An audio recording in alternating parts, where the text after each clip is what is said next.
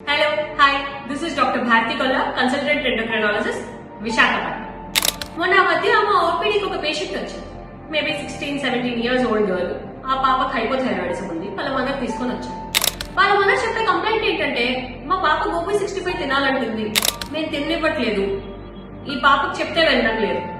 సరే అమ్మా, ఎందుకు తినిపించట్లేదు మీరు అంటే, అదేంటి మేడం, క్యాబేజ్ క్యాలీఫ్లవర్ థైరాయిడ్ ఉన్న పేషెంట్స్ తినకూడదు కదా అని ఆవిడ అన్నారు. సో చాలా మంది thyroid, especially hypothyroid patients cabbage cauliflower మానేసారు తినడం. ఎందుకు తినట్లేదు అంటే థైరాయిడ్ ఎఫెక్ట్ అవుతుంది.